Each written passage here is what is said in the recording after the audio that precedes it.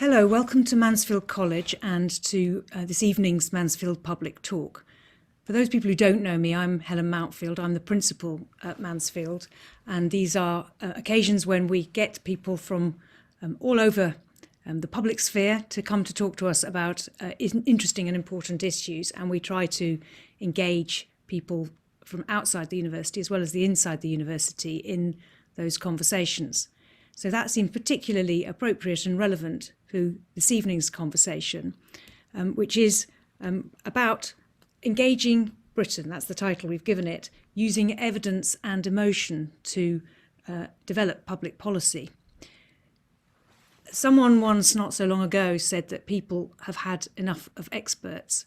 And I guess the question that we're examining tonight is whether that really is true, or whether people want their own experience and expertise to be brought into the public policy making process, and if so, how they do that and how we go about that. So to discuss that this evening, I have two people who have given a great deal of thought and a lot of their life to identifying how we can bring people into the public sphere. First we have Julian McCrae, who is the director of Engage Britain. Hello, Julian. Julian was senior fellow at the Institute of Government and the deputy director of the Institute of Government before he became the director of Engage Britain.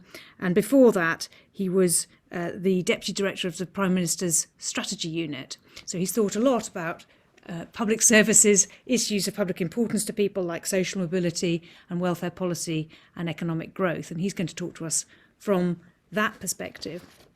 And then immediately after that, we have Dame Julie Mellor, who is, hello Julie, who is the chair of Demos, which is a cross-party think tank, and also the Young Foundation, which tries to put people at the heart of social change. She has had a career in business as a regulator, as an ombudsperson, and in the Federation of Industry Sector Skills and Standards. And she's also a trustee of Involve, which is a public participation charity, and she'll be able to talk to us about some of the ways that we try to get people involved in public policy. This being a seminar about public involvement, we welcome questions and answers. There's a Q&A button at the bottom of your screen, and you can ask those questions at any point during the webinar if you're watching live. If you're not, well, you've missed it. But if you are, you can. And I will put as many of those as I can to Julian and Julie when they've finished their presentations. But in the meantime, thank you very much, Julian and Julie, for your time. And we look forward very much to hearing your ideas. Great. Thank you, Helen. I'm going to be the one who kicks off for the two of us. And it's a little bit of my background. I've been working in public policy in the UK for a quarter of a century now, which makes me feel remarkably old whenever I say it. And I've been at the heart of what might be described as the evidence-based policy-making wave. I started my career at a place called the Institute for Fiscal Studies, spent about a decade there, and then moved into Whitehall and spent a lot of time working very analytically on many public policy issues. But over that time, one thing has become clearer and clearer to me. It's that we have really failed to make progress on some of the really big issues that matter most to people.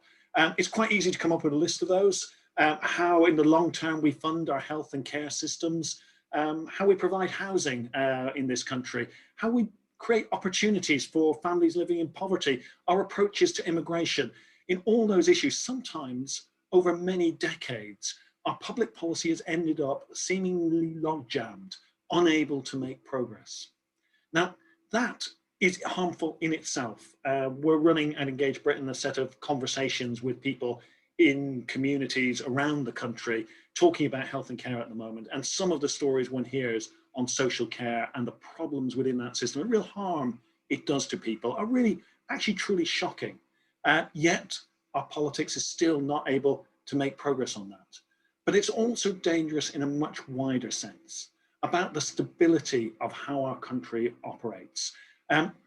Those failures are part of what leads people to become alienated with the way our country is governed.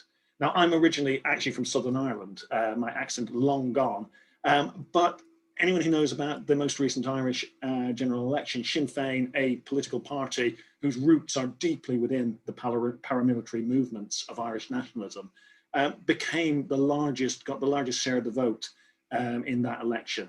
Now, it wasn't anything to do with a revival of Irish nationalism. What was going on, in fact, almost despite that, the history of Sinn Féin, it was the fact that the traditional political parties in the South were seen to have failed to sort two really crucial issues, the issue of healthcare in Southern Ireland and the issue of housing. So these changes, these lack of ability to move forward on the big issues that matter to people, they really do create opportunities sometimes for political forces that we may not be comfortable with. Now, the argument I want to make today is really that while the world of evidence-based policy making has been very good in itself, and it's changed some very real things. I've been involved in very real processes that have switched policy making from anecdote to actually analysis. But fundamentally, the public policy making involves that really big world public in it. It's important as analysis actually is. The ways forward on the biggest challenges we face are simply not to be found at the bottom of another spreadsheet. There's 2 points that I think are really critical. The first point is that public policy development involves really understanding what matters to different groups of people and what trade-offs they are prepared to make, what ones make sense to them. And secondly, that the easiest and most effective way to create public policy is to actually involve people themselves in being part of that development process. So I'll run you through a reasonably high level, I'm afraid, in the time we've got, a few points that I think indicate this, and maybe we'll come back to some of them in the questions. First point is that actually I don't think I'm arguing anything that's fundamentally new about how ideas are generated. I've been very lucky to engage with a lot of people over the last few years thinking about how policy making operates in the UK.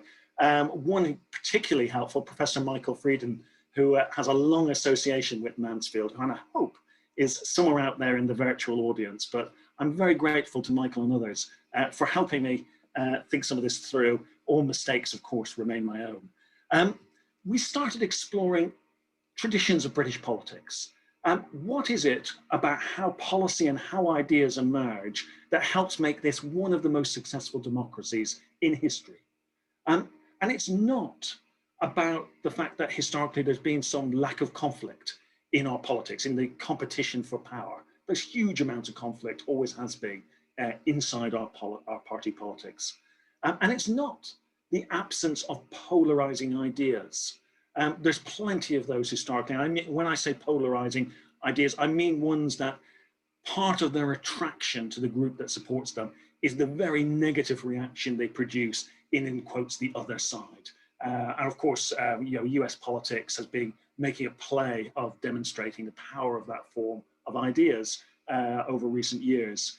But those ideas, polarizing ideas, have been around for a very long time. Rather, I think the thing that is really important about British politics is that there's long been a sort of porous nature to the ideological competition around ideas in the UK. What I sometimes describe as ideological cross-dressing between our parties.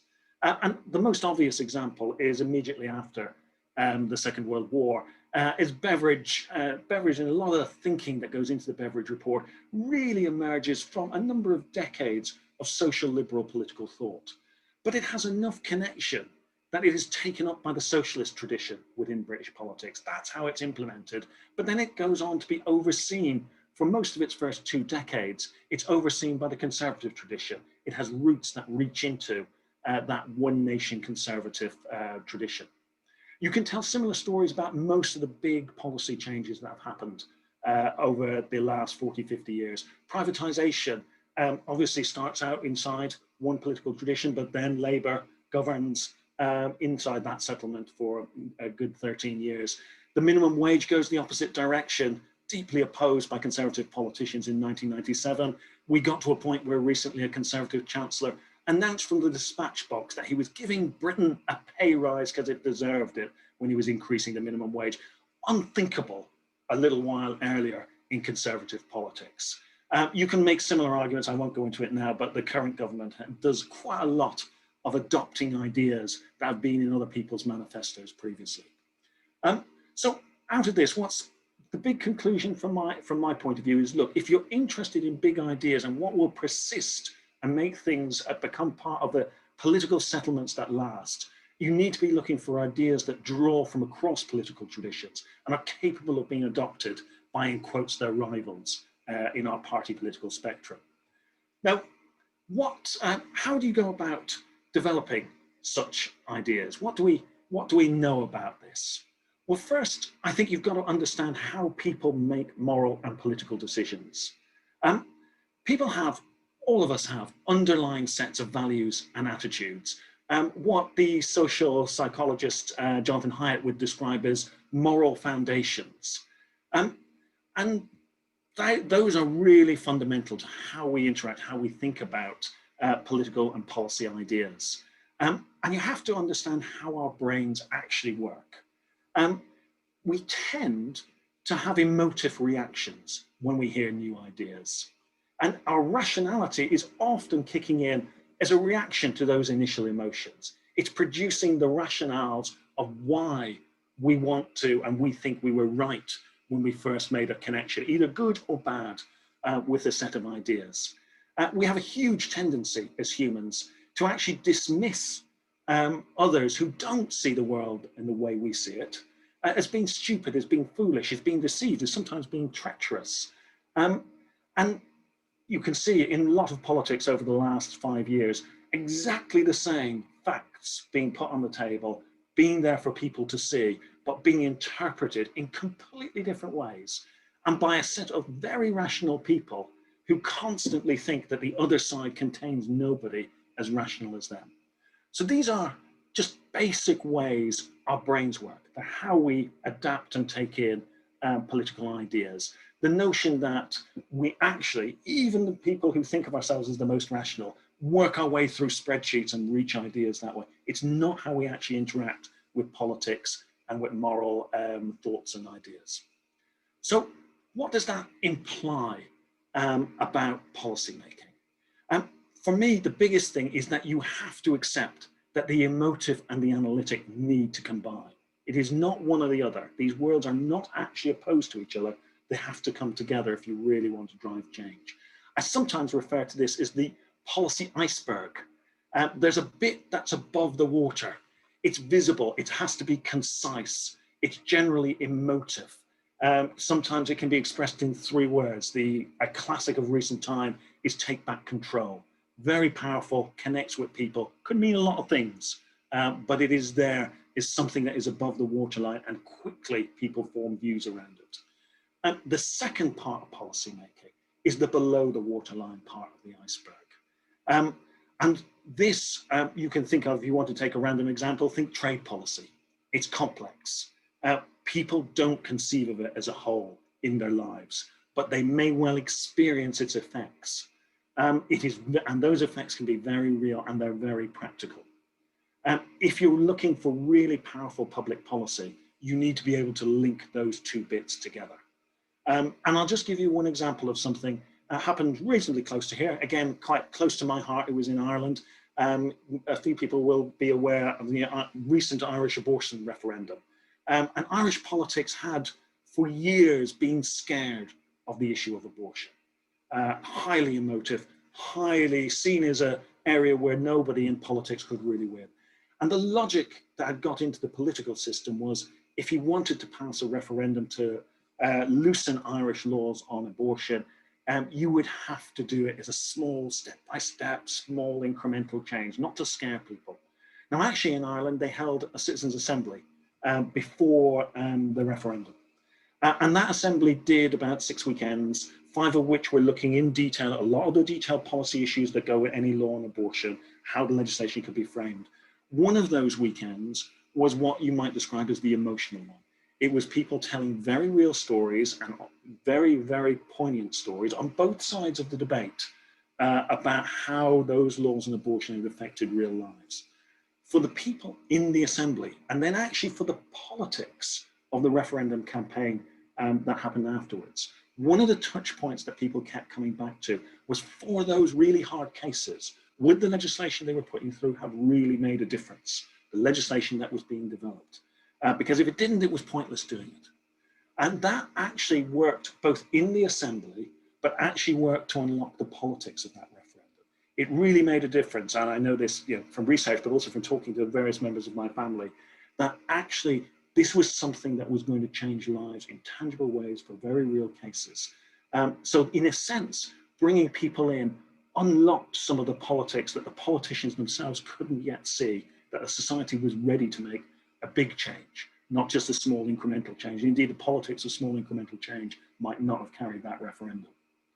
Now, so what do we think then about how we can create such ideas? Where do they come from that are capable of reaching across divides, that are capable of having an emotive element to them?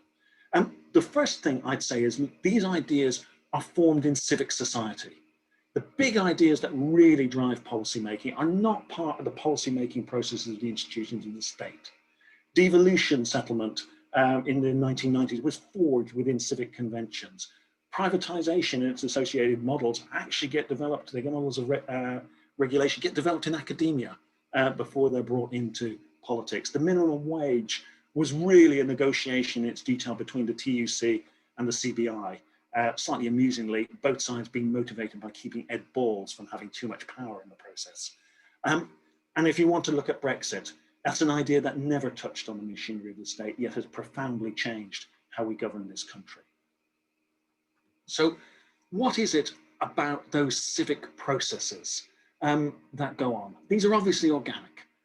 Policy is developed there, but a little bit like policy making within state institutions, social science and its methods has a lot to offer to make those societal processes more effective. Lots of this already happens at a local level. If you look around this country, you will find many, many excellent organizations already working in local communities where the process is reasonably similar.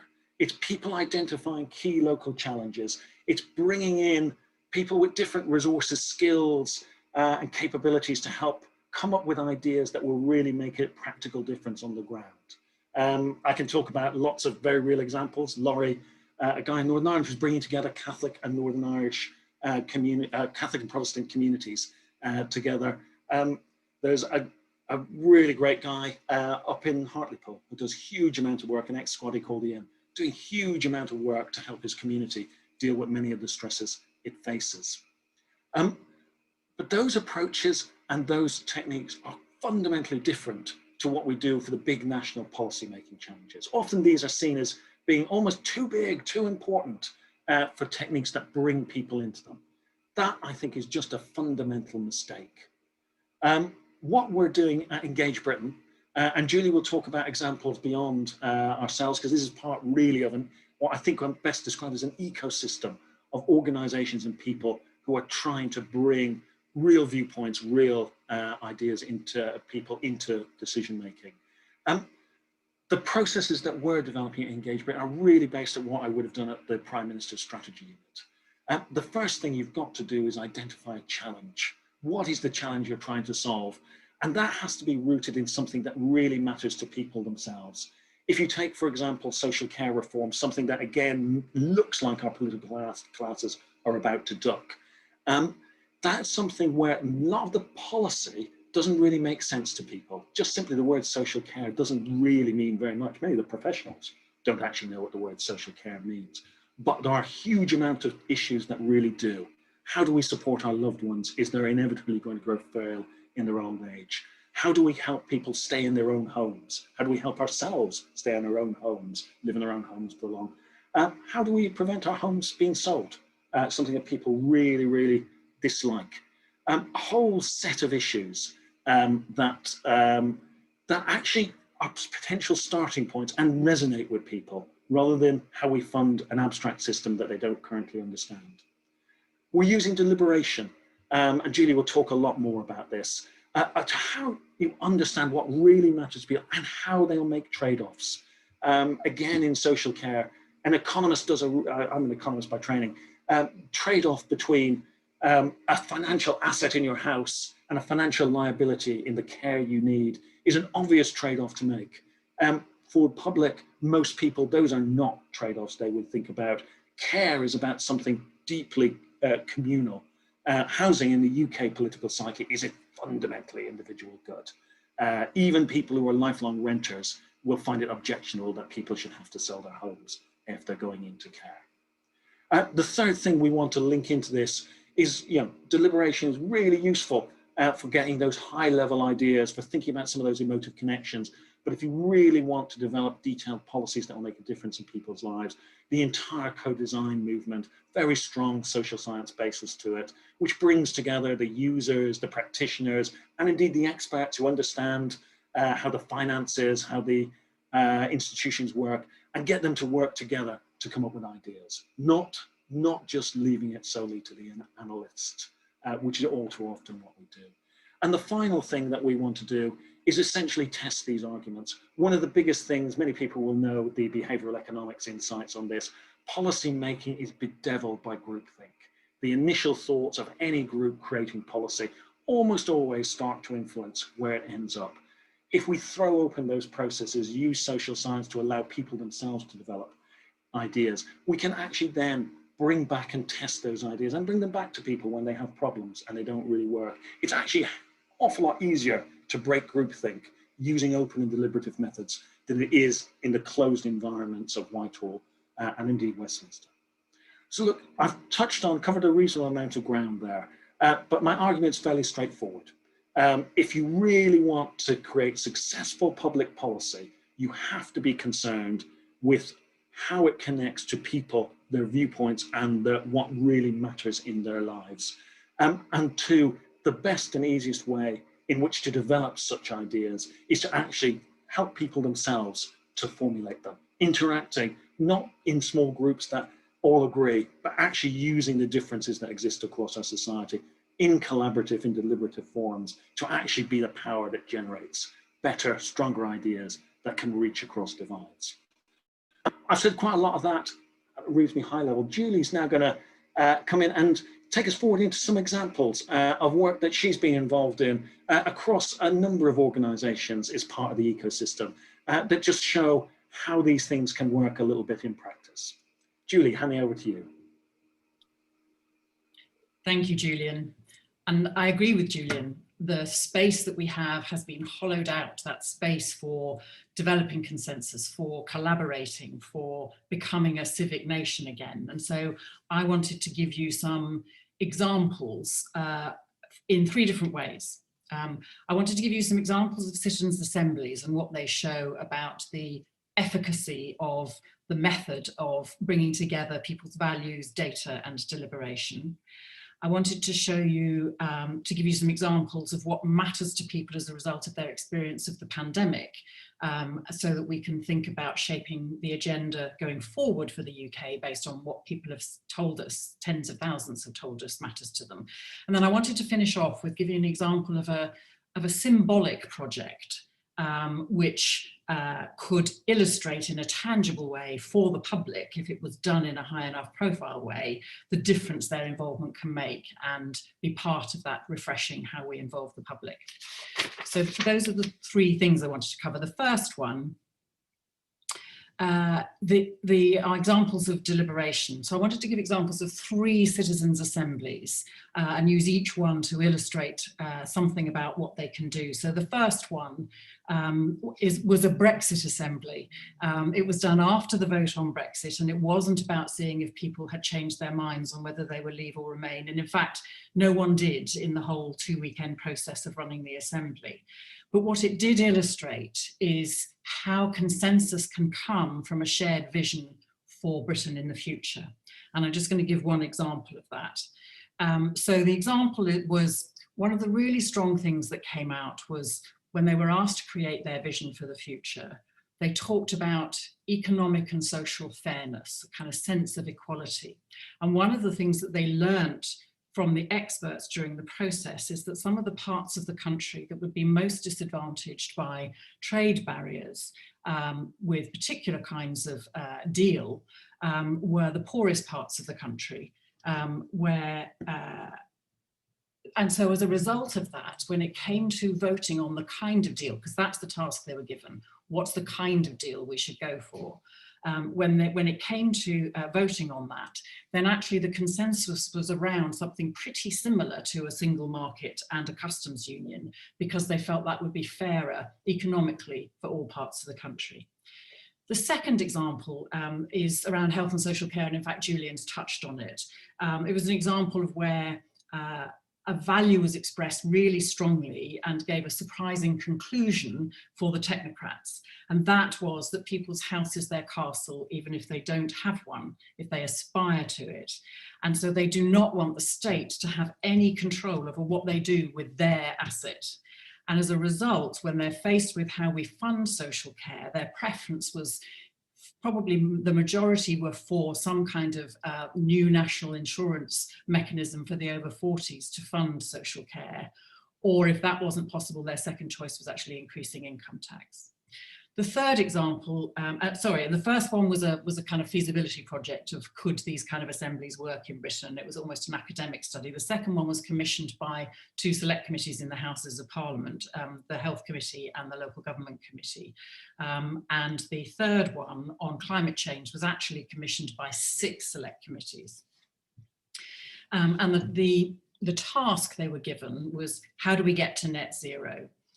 Because we weren't engaging with people's views on whether climate change is happening, how fast, etc. It was, there is a legal commitment for all governments of the day over time to hit net zero by 2050. How should they get there? What should they consider? And one of the things that struck me, I had the privilege of being one of the facilitators in both the Brexit Assembly and this one, as a trustee of Involve, who did all the design and facilitation. And one of the things that struck me in this is, you can imagine, if they're looking at the whole economy, if they're looking at transport, if they're looking at food, if they're looking at energy supply, it's incredibly complex and actually requires system thinking to think about the solutions. And one of the things that really struck me, and the example is in transport, where they heard about examples around the world where there have been integrated transport systems that enable people to walk or cycle to some kind of public transport that then could take them to a mainline station. And so it's kind of integrated system. And what they completely got the complexity and needing to take a systems approach to get change. And actually the thing that worried them most was that politicians wouldn't take that systematic approach. They were worried about the leadership, particularly in the UK, where so much power is centralised, and whether local authorities would actually have the power they needed to set up an integrated system.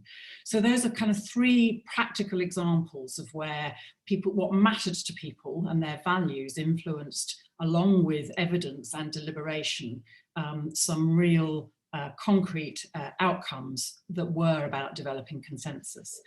I could talk about the methods, but I think I'll leave that to if there are some questions. I think I'd just say, before I go on to the other kind of examples, that in terms of the impact of these, then the Brexit Assembly was a feasibility project.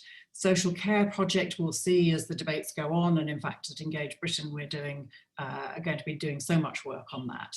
Probably the best example of where it looks like there could be impact so far is the climate change one.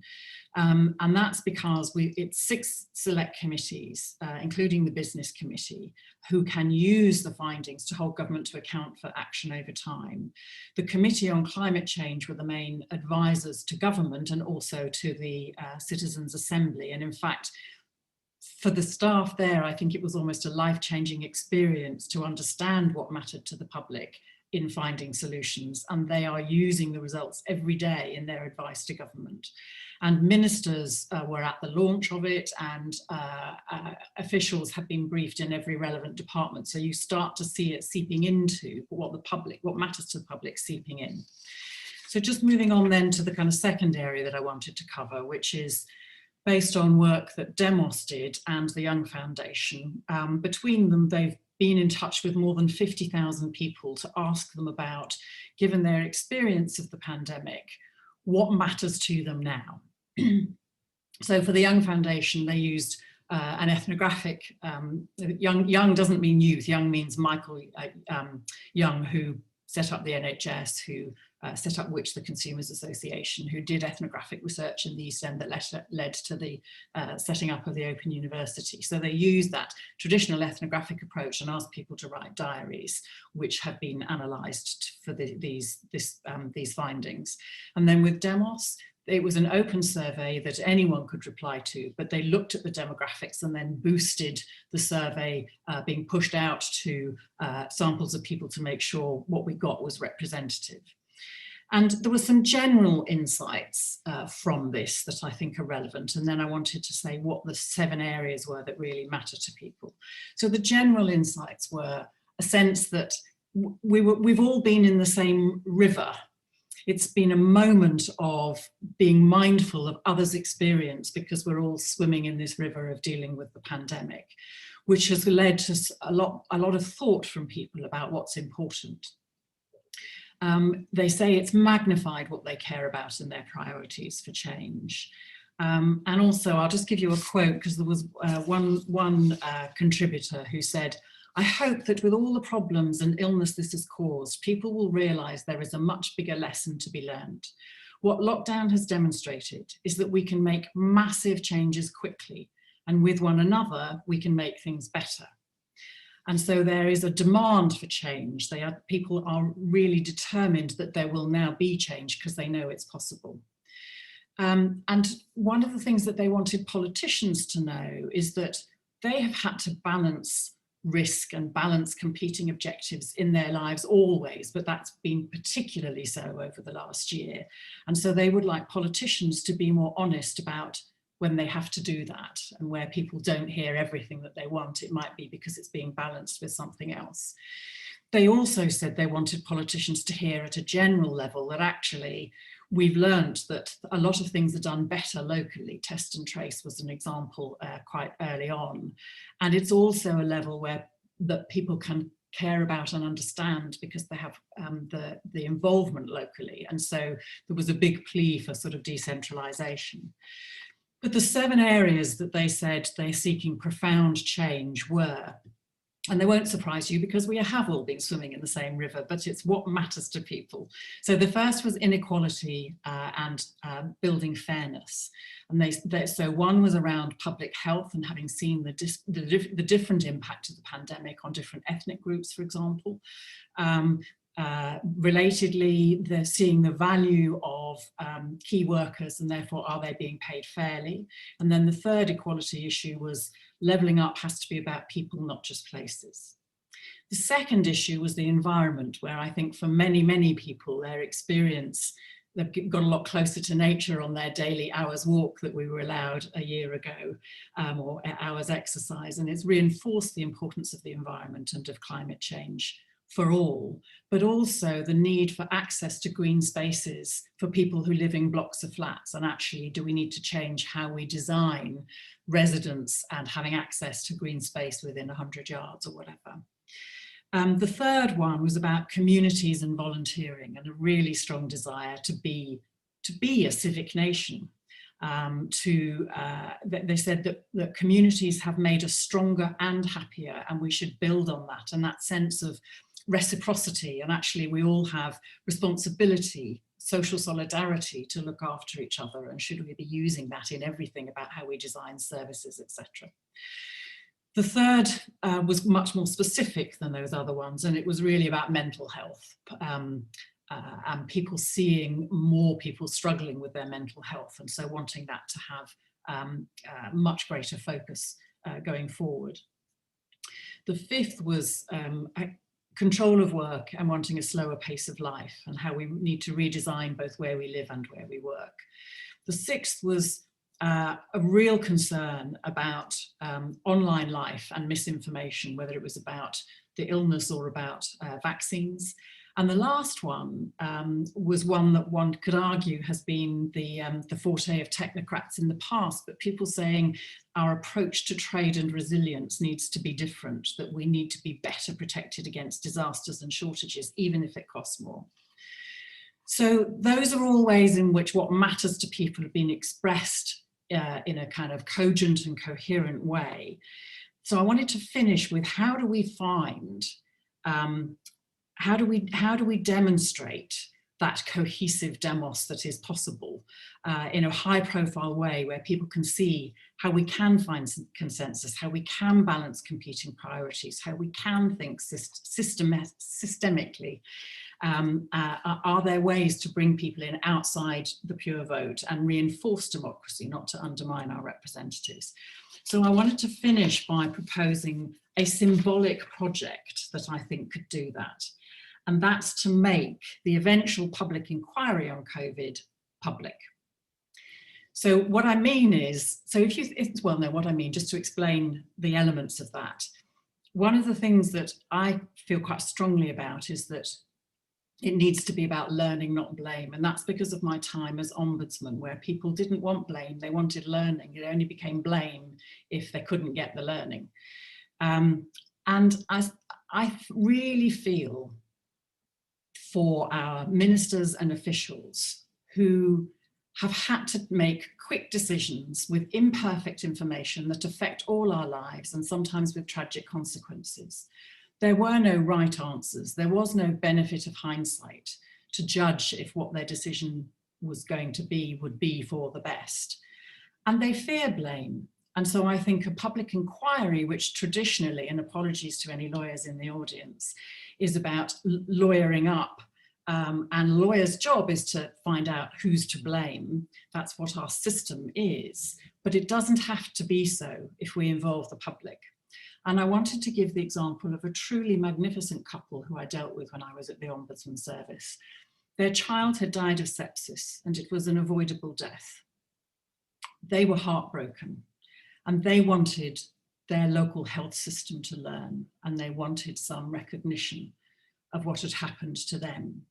But they also understood that the staff needed justice. The staff needed showing some human decency, that the staff were traumatized by the event, by the fear of blame, and the lack of support they experienced going through that complaints process. But that couple, and it's evocative for me because I worked with them for a couple of years, but that's how the majority of people show up, when there's a genuine, trusted, respectful process.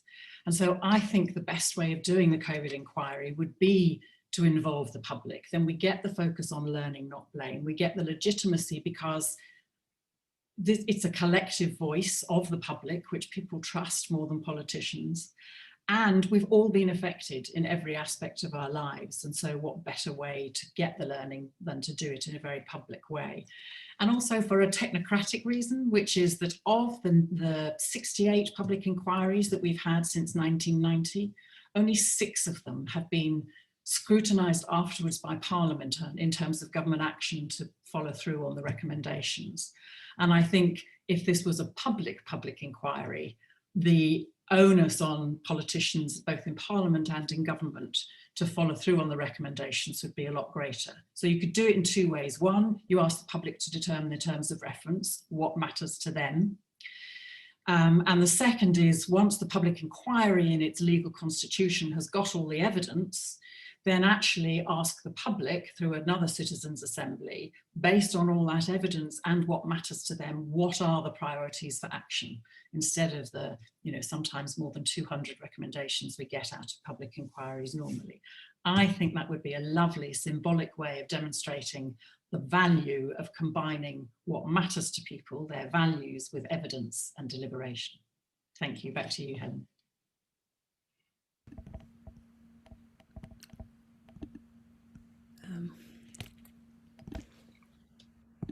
Yes, I'm back. Thank you. Well, thank you both, Julian and Julie, for a very stimulating start. I am going to encourage people to put some questions in the Q&A box now so that we can open this up. I'm very interested in what you said about people who are given appropriately framed questions and evidence, engaging in the policy making process. But Julian also said it was the real change happens when there is an idea that could be adopted by either of the major parties, I suppose, in our system, in our broadly two-party system, or can be adopted or adapted to various political traditions.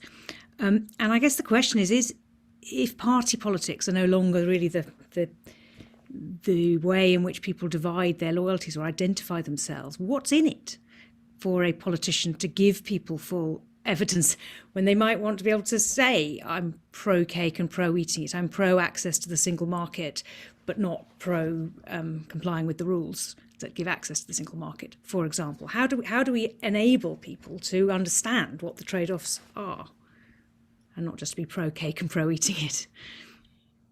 Perhaps, Julian, if I kick off. I think what's in it for the politicians is supporting them in being brave. In the sense that, in Australia, there is an organisation called New Democracy that does this kind of public work for politicians. And they will say to the politicians, give us your most difficult problem and we will find out workable solutions that we know the public will back through this method. So social care is an example. As Ombudsman, I saw so many cases of people discharged from hospital too late because there wasn't the social care available, or too early in the sense they were fit to be discharged, but the social care hadn't been set up. And so there were people who would be discharged in the middle of the night, the family not knowing, they would soil themselves, and then there'd be an emergency readmission to hospital because they weren't going to eat or drink ever again, because that was humiliating. And that's that, to me, it was a political crime that for at least 30 years we've known that the funding of social care needs to be dealt with, and that's why it wasn't there. That's why people were being discharged unsafely. And so if this is a way of politicians saying, I know this is difficult, I know that we've got to make trade-offs, but I've listened to what matters to you, and I think for these reasons, these solutions can work, I think it supports our representative politicians in being brave. And that's why I think it's useful for our body politic. I'd sort of add on to that. I mean, if I was being in the cynical sort of part of this, is there a sort of world of politics where you do your cake and eat it, and that you want to get away with it? Of course there is. Actually, not in my experience of most politicians. Most politicians actually care about people in real lives. They get a very bad rep, but they struggle with this sort of stuff. But there is politics that plays in those ways. If you want to break that politics, saying it's horrible and saying you don't like it and you disapprove of it is not really very effective. If you really want to do it, you have to be putting on the table things which actually make sense to people about issues that they know are complex in their own lives. And one of the things about sitting in rooms with people deliberating on issues is realizing just how much they're actually better at getting at the heart of a lot of public policy issues than often our political system is. How much they understand that these trade-offs are really necessary. It'll take about 2 minutes in a room when you're discussing the health system and all the sort of long list of things that we might consider cake for someone to say, yeah, but how are we going to fund it? And other people to say, yeah, okay, that's a really important thing. We need to think that through. So, you know, these things are not, you know, it sort of doesn't trust our public if you think that all they want is cake and eatery it. Actually, the public will respond to ideas if we can use our policy processes to start generating them and take things really seriously and take seriously the fact that they understand the lives they're living.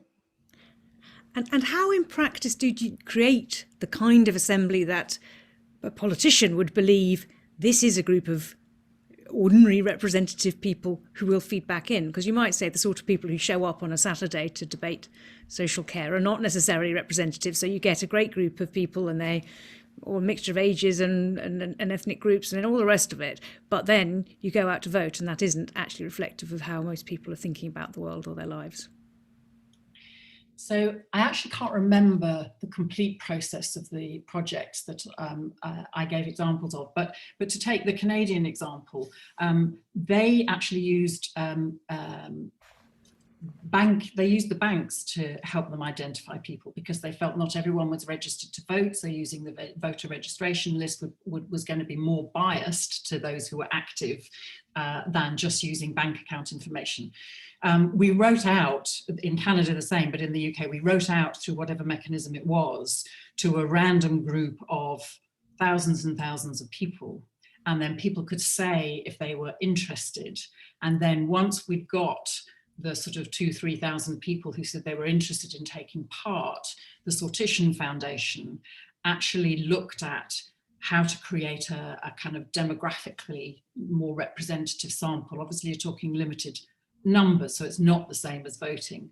But for example, in the climate change one, the group, as well as reflecting parts of the country, socioeconomic status, ethnicity, disability, gender, political opinions, etc., also took into account the percentage of the public who think certain things about climate change. So the sample chosen would represent how the public generally think, the percentage who are climate deniers, the percentage who think it's the most important thing in the world, and everything in between. So the 110 people who took part were a real kind of demographically diverse group in relation to the issues being looked at. And in fact, what was interesting is they got more people than they needed, because there's always dropouts. Not one person dropped out, and it took 6 weekends and not one person dropped out. That they just felt so privileged to take part and to have access to that information and be able to deliberate with their fellow citizens that everyone stayed the course. I think, Helen, there's just one thing I'd add to that. As social scientists, we often get very obsessed by the process and what is it about the process that makes it effective or not effective. Whenever I've worked for ministers with politicians, I've never talked to them about the process by which we came up with ideas or policy solutions. That was not the point. The point was, were these ideas good ideas? Were they strong ideas that could win political sustainability and actually make a difference to the issue that people cared about? And I think actually in these sort of processes, it's actually because they're really effective at coming up with better ideas that they have appeal when they work into the political process. Yes, it's really important to make sure they're not biased in one way or another, but that's not really the selling point. It's the product, not the process, that's important here. Yeah. Somebody's asked about a question about some of these big issues that you're talking about. So climate change, an issue of concern across generations, across broadly the political spectrum, but an ongoing one. And somebody said that I suppose we have moments like the Paris Accords or something like that, where you make policy or law. And so this questioner is saying that the Climate Change Act is very out of date, but is used as the framework within which policy decisions are made at the moment. And should we have ongoing citizens' assemblies on issues like climate change or ecological emergencies to keep informing policy as the evidence base changes? I mean, do you think there'd be a legitimacy to that, or I don't know how that was done in the strategy unit days, Julian? Maybe you can tell me whether you'd keep coming back to the same focus groups. Gogglebox government. I have just coined a phrase which you might disapprove of, but we were much more, even more gogglebox than that. We just came back to the same sorts of policy officials to ask the same questions over and over again. But I think your point is exactly right. Sometimes policy making is seen as there's a solution. Where's the single answer and point? Actually, if you think about public policy, this is a political process, small p political, about holding together different segments of a society which have fundamentally different interests. That's why there's politics involved. And what we're constantly looking for is simply ways forward. What takes our society forward at this particular moment in time and moves it in a direction which is positive, that can make life better for some of our citizens. So something like climate change, it's not going to be one big bang solution comes up. It's going to be a process. It's going to be an evolving sense of what's important to people at this point in time.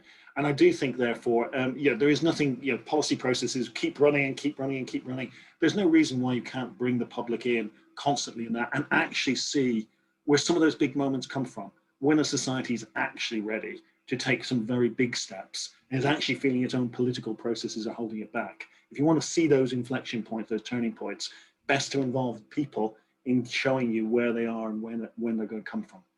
Yeah. And I would just add to that I think it's also about different levels of government. So Involve is regularly commissioned by local authorities to conduct smaller scale citizens' juries or citizen assemblies on climate change at the local level, and what the local authority can do to make a difference, and how they can enable citizens as consumers to make a difference. So I think there's levels as well as over time. I was going to ask you that actually, because Alejandro Bionde, who's a Kofi Annan scholar here, which is a leadership program looking at public policy across large parts of the world, thanks you both for your talks, but says he comes from the think tank space in Latin America, where there is a tradition of participatory approaches in local policy making, but those participatory approaches are not, or in terms of policy design, assisting in policy design rather than just an opinion poll, are not really used at the national level. And he asked about what you think could be concrete ways to involve the public across the policy cycle in this way at a national level rather than just elections. Yeah, I mean, that is actually one of the things we've been trying to do at Engage Britain, because as Julie says, there is actually a lot, it's very vibrant in the UK at more local government level, various ways, including citizens' assemblies, of bringing people into decision-making processes. If you look around the world, actually UK used to be a leader in some of these things, actually in the last 20, 30 years, lots of other countries, and there's some very, very famous examples from South America of participatory democracy, which have really leapfrogged where we've got to. Taiwan is a fascinating country for combining digital technology with political decision-making at a government level. So there's lots of potential here to do this. In a sense, a lot of it is partly about how we structure our decision-making structures, particularly the English UK decision-making structures in Whitehall and Westminster. We really have a system that is very, very distant, not just from the public it actually provides services to, but actually the workforce that delivers those services, who are also very rarely actually involved in national policy making. For Engage Britain, what we, just drawing on this, as I was saying, that actually ideas emerge in civic society. There is a sort of thing about how you can change how Whitehall works. I spent a lot of time working on this when I was at the Institute for Government. But you know, actually the easiest way to do this is to start drawing people together in conventions in civic society directly and thinking about those problems and those issues. And this, you know, the technology to run a citizens' assembly is actually relatively straightforward. The ability to do ethnographic work in the UK, there are lots of great organisations that are doing that. And the ability to test ideas out with parts of the population actually is currently, you know, polling is not, just polling questions is very, very straightforward, but actually you could do a lot of work testing whether things really resonate with people. Most of that has been adopted in actually party political competition. So it gets tested out as election soundbites. Actually, it's incredibly interesting to take that and say, well, look, what about the policy solutions? Or do these make sense to people? Which is a slightly different beast. So you can use a lot of that to test out with different groups of the population what really makes sense to them, what they think is really addressing the issues as they see them. So there's a host of techniques here. And I think the important thing is how you join those up into a policy process and how you make sure that that policy process is actually working for people themselves. They can see the ideas that come out of it as tangible things that can make a difference in their lives. And that's, you know, happening at a lot of levels now in the UK. The national level is still a little bit of a desert on that. But, you know, things like climate change, I think, have made a real difference in showing actually it's possible to get a public involved in these sort of things. And not just possible, public are really keen to be involved in these things. And are politicians keen for the public to be involved across the spectrum, would you say? I think there are two things that are always there. One, the people who are most attached to the public in any of our public policy making processes are the politicians. And they sometimes, the more technocratic policy making processes are often quite distant. But remember, most of our politicians meet their electorates on a very regular basis. So the notion that people have ideas and views and need to be listened to is not that alien. I think there is often a sense, and Julie's alluded to it, this is about helping politicians do their jobs. When it's expressed as this is replacing politicians because the politicians have been elected, but someone's going to set up a citizens' assembly that's going to take away that democratic mandate that they hold, then it's not it's not going to be popular. And quite rightly so. We have a representative democracy system in the UK. It's about helping those representatives, and it's got to be positioned in that way, in my view, if it's going to be in any way effective.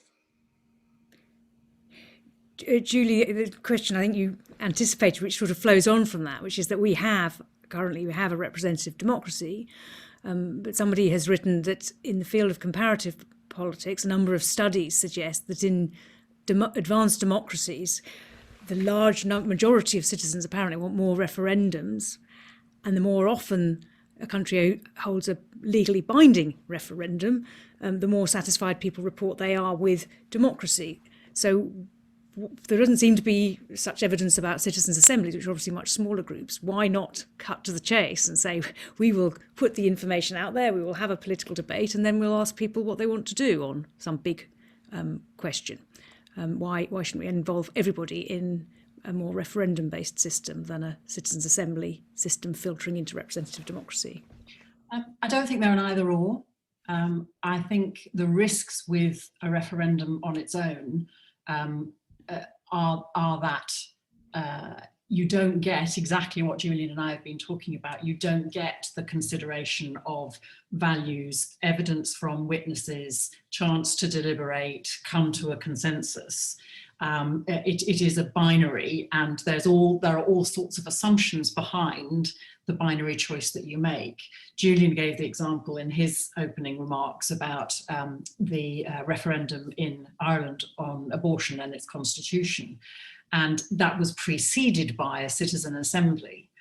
And I have to say, I think if we'd had some much more open ways of involving the public before a referendum, it might both on Brexit, it might both have shaped what the referendum question was, and have meant that the issues around the implications for the economy in different parts of the country, etc., could have been exposed in a way that would have led to a better formed electorate if it came to a referendum in the end. Okay, and you just talked about the binary problem, so I'm going to finish. We could go on for a lot longer. It's a fascinating conversation, but it's also Friday evening, so I think I should let you go in a moment. But somebody asking about that binary problem in our society, and particularly the role of the media that seems to create opposition rather than encouraging people to engage in a collaborative way with issues like Brexit. And how do you think, well, the question is whether the media need to move along this path as well as politicians, but I suppose the role is how things like citizens' assemblies might play into informing this discourse, which is much more fun if it's Punch and Judy, if you're trying to sell advertising space, I suppose, rather than newspapers now. But oh, there's so many layers to that I would like to cover, but kind of one headline would be, well, in relation to the climate change citizen assembly, then if people are interested, Google in a couple of weeks' time and you might well find a fascinating documentary which will be put out by a major broadcaster. So people in the media are listening, but I have to say the first citizens assembly citizens jury I was involved with was on the austerity budget way back in 2008 or whenever it was. In fact, Julian was involved as well. And we got Newsnight interested in covering, what were the citizens' criteria for the development of that big George Osborne austerity budget. And they came along very excited about it, very excited to cover it. And after the first day, they said, God, it's like watching paint dry. So actually covering the process isn't necessarily the thing. But anyone who's come to observe, whether it's media or politicians, their sense of the contribution that this kind of process can make to their own thinking, whether as the media or as politicians having to make decisions, is profoundly impacted by the experience of watching the paint dry. yes. So I think it's, this is early days. Just in the last few years, that Brexit Assembly was 2016. Last year, 2020 was when we had 2017, I think, we had the Citizens Assembly on climate change last year. I think this is growing, and that's part of the ecosystem that Julie and I are involved with, is trying to build the momentum and the amount of activity so that it becomes more normal to consider things in a full way about capturing what matters to people rather than the binary way of a referendum. I just add one other thing. it's very easy to overestimate how much attention the public is paying to the Punch and Judy that goes on in our national media.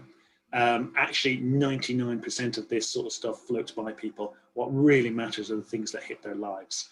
And if you start to engage with that, it's not that you don't need mainstream media. It's quite important at certain points in times, but don't confuse what happens on your Twitter feed with what's actually going on in the minds of people throughout this country and what they're thinking, what really is important to them. Okay. Well, Julian and Julie, thank you very much for kicking off, I hope, the beginning of a conversation about deliberative democracy and policy making. The Engage Britain website explains a little bit more about what Engage does, but as they say, this is about an ecology of organisations and people working together to try to solve some of the big problems of our society. So it's an incredibly worthwhile exercise, and thank you very much for taking time to let us be a little bit of it.